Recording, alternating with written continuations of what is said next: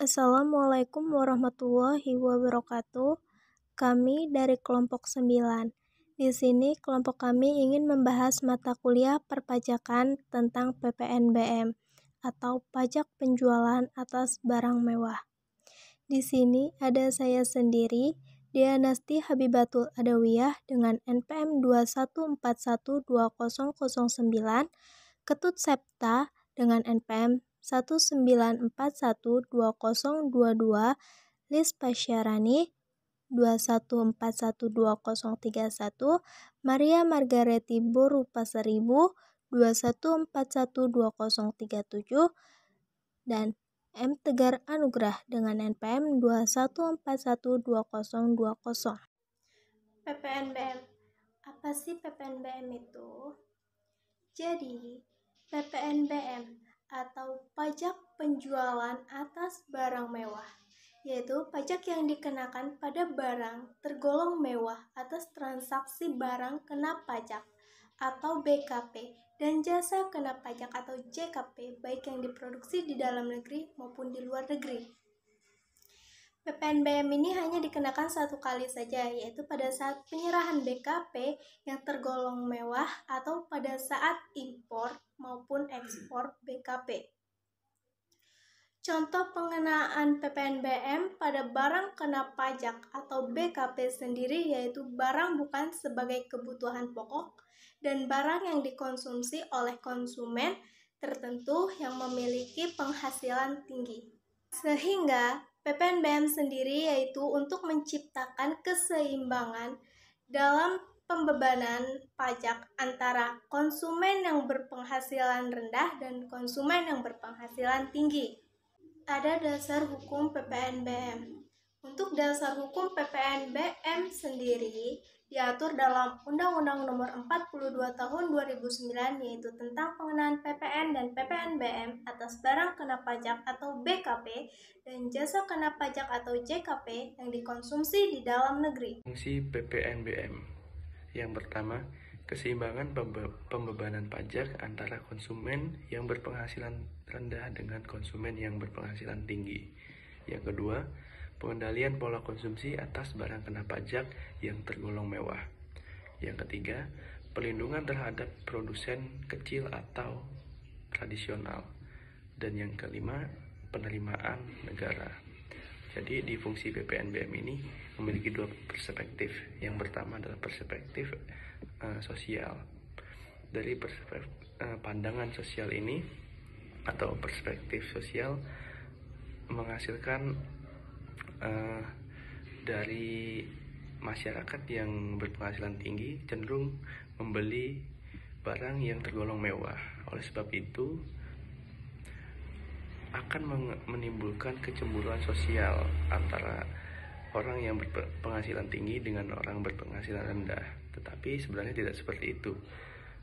Sebenarnya yang benar adalah perspektif ekonominya. Karena orang yang berpenghasilan tinggi yang nantinya akan membeli barang yang tergolong mewah akan membayar pajak yang lebih, yang nantinya pajak itu akan dinikmati oleh orang yang berpenghasilan rendah. Dampak pengenaan PPNBM di Indonesia. 1. Bagi pemerintah. A.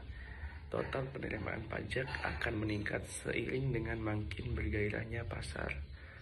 B. Tumbuhnya investasi, set manufaktur dan supporting industri. C. Ketersediaan lapangan kerja baru dari hulu, suplai bahan baku sampai hilir penjualan. Dan yang kedua, bagi industri. A. Aman berinvestasi. Persaingan pasar lebih sehat akibat dari turunnya penyelundupan, tumbuhnya IKM komponen bahan baku dan mold, serta masuknya item-item baru yang bernilai tambah tinggi. Yang B. Meningkatkan permintaan pasar dan tumbuhnya supporting industri, meningkatnya portabilitas. Dasar-dasar pengenaan PPNBM. PPNBM memiliki dasar hukum yang sama dengan PPN, yaitu Undang-Undang Nomor 42 Tahun 2009 yang sudah diganti atau dicabut dengan Undang-Undang Dasar Nomor 7 Tahun 2021 tentang harmonisasi perpajakan. Di dalam undang-undang tersebut diatur mengenai objek pengenaan PPNBM, ketentuan tarif secara umum hingga cara pemungutan pajak. Kapan sih PPNBM itu dipungut? PPNBM dipungut satu kali, yaitu pada saat impor barang kena pajak BKP yang tergolong mewah atau atas BKP yang tergolong mewah atau atas BKP yang tergolong mewah yang dilakukan oleh PKP pabrikan. Objek pengenaan PPNBM berdasarkan UU Nomor 8 Tahun 1984 yang kini sudah mengalami perubahan, yakni UU Nomor 42 Tahun 2009 tentang perubahan ketiga pajak pertambahan nilai barang dan jasa dan pajak penjualan atas barang mewah yang termasuk dalam objek PPNBM adalah sebagai berikut. Yang pertama, objek PPNBM merupakan barang-barang kebutuhan pokok. Yang kedua, objek PPNBM hanya dikonsumsi oleh orang-orang masyarakat tertentu. Yang ketiga, objek PPNBM umumnya hanya dikonsumsi oleh orang-orang yang memiliki penghasilan tertinggi. Yang keempat, objek PPNBM dikonsumsi demi status atau untuk menunjukkan status sosialnya. Untuk tarif PPNBM dibagi menjadi dua jenis, yaitu tarif PPNBM kendaraan bermotor dan tarif PPNBM non-kendaraan bermotor. Untuk tarif PPN kendaraan bermotor diatur dalam PMK nomor 33 tahun 2017 sebesar 10 hingga 125%. Sedangkan untuk tarif PPNBM non-kendaraan bermotor diatur dalam PMK nomor 35 tahun 2017 sebesar 20 hingga 75%. Selanjutnya merupakan daftar tarif PPNBM untuk kendaraan bermotor dan non-kendaraan bermotor. Untuk tarif 10-20% itu meliputi kendaraan bermotor kategori tertentu, alat rumah tangga, hunian mewah, alat pendingin atau AC, televisi, alat olahraga impor, berbagai jenis permadani, dan alat fotografi, barang sanitari, dan rumah seharga 20 miliar, dan apartemen seharga 10 miliar. Lalu tarif 25% hingga 35% meliputi kendaraan bermotor berat yang berbahan bakar solar, contohnya minibus dan pickup. Lalu ada minuman bebas alkohol, batu kristal, dan barang berbahan kulit impor. Sedangkan untuk tarif 40 hingga 50% meliputi kelompok balon udara yang dapat dikemudikan dan kendaraan khusus golf. Lalu, kelompok pesawat dan jenis senjata api. Untuk kelompok pesawat dan jenis senjata api yang digunakan untuk keperluan negara, itu dibebaskan dari tarif PPNBM. Lalu, untuk tarif 60%, dikategorikan untuk kendaraan khusus yang dibuat untuk perjalanan di atas salju, di pantai, di gunung, dan kendaraan semacam itu dengan kategori tertentu. Lalu, tarif 75% meliputi kapal pesiar, kapal ekskursi, kapal feri, dan kendaraan air semacamnya yang dirancang untuk pengangkutan orang. Namun, untuk kendaraan yang digunakan untuk kepentingan negara atau angkutan umum dibebaskan juga dari tarif PPNBM. Lalu, yang terakhir, tarif 125% meliputi kendaraan bermotor kategori tertentu seperti trailer atau semi-trailer. Lalu untuk perhitungan tarif PPNBM, kita memiliki dua rumus, yaitu untuk rumus barang yang didapat dari impor dan barang yang didapat dari penjual pabrikan. Untuk barang yang didapat dari impor, rumusnya ialah tarif PPNBM dikali CIF ditambah bea masuk ditambah bea masuk tambahan. CIF di sini ialah C-nya ialah cost atau biaya yang didapat dari barang tersebut. Lalu I-nya ialah insurance atau asuransi dan F-nya ialah freight atau beban ongkos angkut. Lalu rumus yang kedua, untuk barang yang didapat dari penjual pabrikan, perhitungannya ialah tarif PPNBM dikalikan dengan harga jual barang tersebut. Selanjutnya kita akan membahas beberapa contoh kasus. Di atas adalah contoh kasus 1. Bapak Joni merupakan seorang pengusaha di bidang produksi tekstil. Pada suatu saat, beliau membeli sebuah mobil sport mewah dengan harga 900 juta. Berdasarkan DPP, mobil tersebut terkena tarif PPNBM 40%. Lalu, berapakah nilai uang yang harus dibayarkan Bapak Joni untuk membawa mobilnya masuk ke Indonesia? Jawabannya, PPN sama dengan tarif PPN dikali harga barang dikurang PPNBM. PPN sekarang 11% dikurang harga barangnya 900 juta dikurang PPNBM-nya 900 juta dikali 40%. PPN-nya 11% dikali 900 juta dikurang 360 juta. Ini 360 juta dari 900 juta dikali 40% ya. Terus PPN sama dengan 11% dikali 540 juta. 540 juta dari 900 juta dikurangi 360 juta. Jadi PPN-nya kenanya 59 juta 400, 59 juta 400 dari 11% PPN dikali 540 juta. Berarti total harga mobil yang harus dibayarkan Bapak Joni adalah 1.319 juta 400.000. Nah, di sini ada contoh kasus 2, yaitu PT Abadi Jaya merupakan sebuah perusahaan yang memproduksi berbagai macam barang elektronik mewah seperti AC dan kulkas. Barang yang diproduksi di sini termasuk dalam kategori barang mewah dengan tarif PPNBM sebesar 20%. Pada bulan Desember tahun 2017, PT Abadi Jaya menjual kulkas ke toko Fajar sebanyak 30 unit dengan harga jual 6 juta per unit. Berapakah nilai PPN dan PPNB yang harus dipungut dan dibayarkan PT Abadi Jaya ke pemerintah? Jadi di sini yang dikenakan beban atas pembayaran pajak ke pemerintah yaitu PT Abadi Jaya, bukan toko Fajar. Sehingga kita dalam soal ini mencari nilai PPN-nya. Jadi untuk mencari nilai PPN-nya yaitu PPN sama dengan tarif PPN dikali harga barang dikurang PPNBM.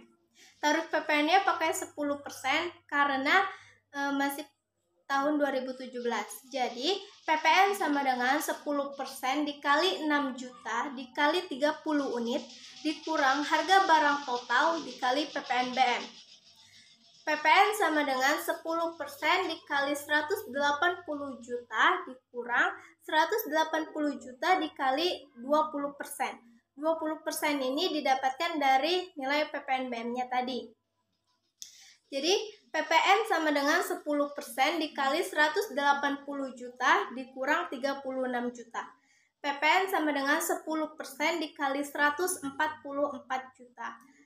144 juta ini didapatkan dari 180 juta dikurang 36 juta. Jadi PPN sama dengan 10% dikali 144 juta tadi hasilnya 14.400.000 rupiah. Jadi PT Abadi Jaya harus membayarkan pajak ke pemerintah sebesar 14.400.000 rupiah. Contoh studi kasus 3. Di sini ada PT Akiatsu merupakan produsen mobil. Dalam menghasilkan mobil, PTA juga membeli AC yang akan dipasangkan pada mobil yang dihasilkan PT Akiatsu, membayar PPNBM atas perolehan AC tersebut senilai 500.000. Apabila tarif PPNBM yang berlaku atas mobil tersebut menurut Peraturan Pemerintah Nomor 73 Tahun 2019 adalah 20%, hitunglah berapa PPN dan PPNBM yang harus dibayar PT Akiatsu apabila harga produksi mobil tersebut adalah 200 juta dan keuntungan yang diharapkan adalah 50 juta. Jawabnya, jadi berdasarkan ilustrasi kasus di atas, maka harga jual mobil tersebut adalah sebagai berikut. Harga jual sama dengan 200 juta ditambah 50 juta ditambah 500.000, hasilnya adalah 250 juta 500. Bila harga jual tersebut telah diketahui sebesar 250 juta 500, maka pajak terutang atas penyerahan BKP yang tergolong barang mewah tersebut adalah PPN terutang 10% dikali 250.500.000 sama dengan 25.050.000. PPN BM terutang 20% kali 250.500.000 sama dengan 50.100.000.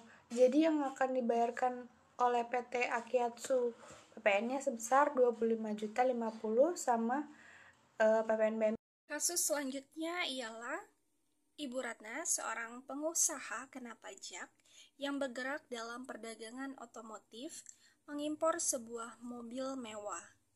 Berdasarkan nilai pabean atau harga impor, CIF yang diperoleh adalah C sebesar 500 juta rupiah, I 20 juta rupiah, dan F atau freight-nya 30 juta rupiah dengan tarif BM 2,5%.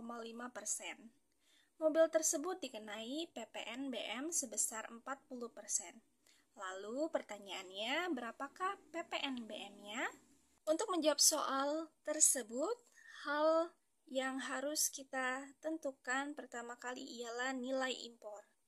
Untuk mendapatkan nilai impor, kita harus menjumlahkan CIF, lalu menambahkan dengan bea masuk. CIF-nya ialah total dari kos ditambah asuransi ditambah dengan ongkos angkut, yaitu sebesar 550 juta rupiah. Dimana kenapa 550 juta? Karena kosnya adalah 500, asuransinya 20 juta, dan ongkos angkutnya 30 juta. Lalu selanjutnya bea masuk, kita kalikan CIF, total CIF dikali dengan tarif bea masuk. Tarif bea masuk sebesar 2,5%. Lalu hasilnya ialah 13.750.000 rupiah. Setelah itu, untuk mencari nilai impor kita tambahkan CIF dengan bea masuk, lalu hasilnya ialah 563.750.000 rupiah.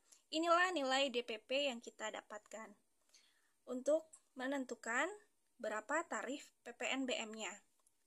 Lalu untuk menentukan tarif nilai PPN BM, kita kalikan DPP dengan tarif yang sudah ditentukan, yaitu 40%. Lalu hasilnya ialah 225.500.000 rupiah. Jadi tarif yang harus dibayar Ibu Ratna adalah 225.500.000 rupiah. Jadi dari materi yang sudah disampaikan dapat disimpulkan bahwa PPN BM adalah pajak yang dikenakannya hanya satu kali pada barang-barang yang tergolong mewah dari PKP atau pengusaha kena pajak kepada konsumen. PPN BM dibayarkan pada saat eksportir melakukan ekspor BKP mewah atau dipungut saat impor dan penyerahan BKP mewah yang dilakukan oleh pabrikan. PPN BM merupakan pemungutan pajak tambahan setelah PPN, dan PPN BM juga tidak bisa dikreditkan dengan PPN. Tarif PPN BM terbagi menjadi beberapa bagian, yaitu paling rendah 10%, paling tinggi 200%, dan pengusaha yang melakukan ekspor BKP mewah tidak dikenakan tarif PPN BM. Berikut adalah studi kasus dari kelompok kami. Tuan Satya adalah seorang pengusaha sukses. Pada bulan November 2022, ia membeli sebuah mobil sport mewah dengan harga 5 miliar rupiah. Berdasarkan DPP, mobil tersebut terkena tarif PPN BM sebesar 40%. Berapakah nilai uang yang harus dibayar Tuan Satya agar mendapat mobil sport dan membawa masuk mobilnya ke Indonesia? Sekian penjelasan materi dari kelompok kami tentang PPN BM. Semoga bermanfaat dan dapat dipahami bagi yang menontonnya. Mohon maaf apabila ada kesalahan dan kekurangan dalam penyampaiannya. Terima kasih. Wassalamualaikum warahmatullahi wabarakatuh.